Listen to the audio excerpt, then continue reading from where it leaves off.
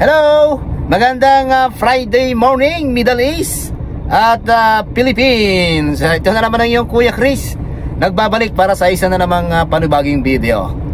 At ang oras natin ngayon dito sa Jeddah, Kingdom of Saudi Arabia ay alas 4 na po ng madaling araw. At ito, biglaan po itong ating vlog ngayon sapagkat tayo po ay masaya o maligaya ngayong oras na ito, mga kababayan, dahil meron po tayong good news. Good news po ito sa ating mga makapamilya, mga kababayan, at maka-ABS-CBN. Ano po? Sapagkat meron po akong napanood na balita. Bagamat ito ay medyo late na, pero syempre minabuti pa rin natin i-vlog sapagkat ito ay magandang balita. No?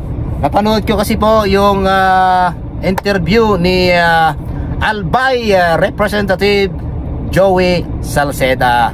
Saludo ko sa iyo, Congressman Salceda, sapagkat itong si Congressman Joey Salceda ay nag-file ng House Bill 1125 para sa muling pagbibigay ng prangkisa ng ABS-CBN. So, good news.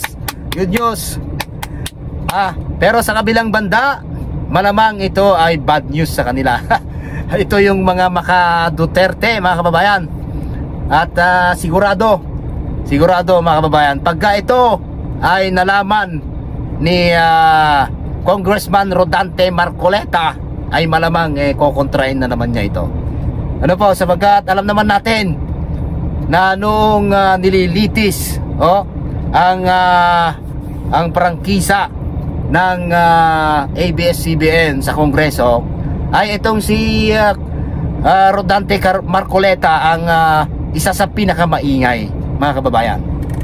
Pero tingnan natin, baka biglang mag-iba ang ihip ng hangin sapagkat siya ay tumatakbong senador, mga kababayan, sa ilalim ng padapa laban, PDP laban pala. Pero sa kasamaang palad, siya po ay kulelat sapagkat hindi man lang siya nakakapasok sa Magic 12 sa mga isinasagawang survey. Ayun ay inaanin niya siguro ang kanyang itinanim noong araw. Ano po, mga kababayan? So matatandaan naman natin, mga kababayan, na noong 2020 ay tuluyan na ngang tinanggalan ng prangkisa at tuluyan ng nagsara ang ABS-CBN. Sapagkat ito ay alam naman natin, mga kababayan, kung anong tunay na dahilan.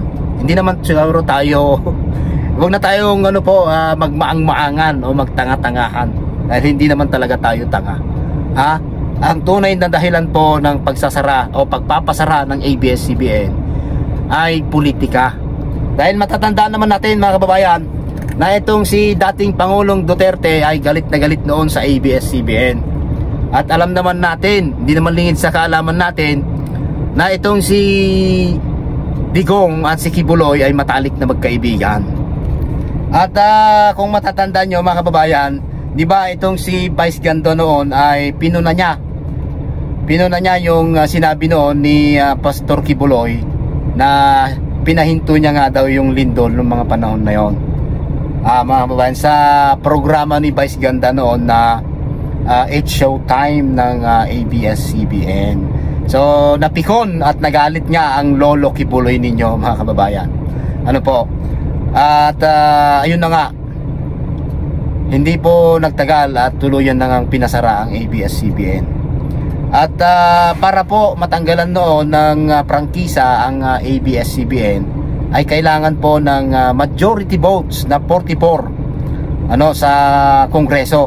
At yun na nga, nakuha nila ang 44 na votes, sapagkat alam naman natin na maraming mga congressman noon na dikit kay dating Pangulong Digong. Ano po?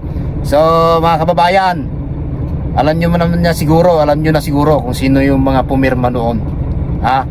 So itong darating na midterm election, alam nyo na yung mga dapat nyong iboto at hindi nyo dapat iboto.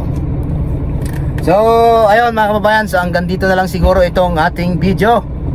At salamat muli sa pagsama ninyo sa akin. Sana sa susunod nating mga video ay samahan nyo ko ulit. Pero sana bago ninyo scroll ang screen ng inyong mga cellphone, ay sana po wag nyo pong kalimutan mag-like, mag-comment at mag-share.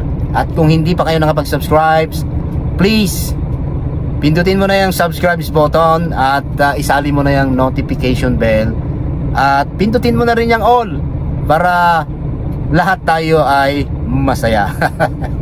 So, ayun mga kababayan, maraming salamat. Naway ingatan tayo palagi ng Panginoon. Bye bye.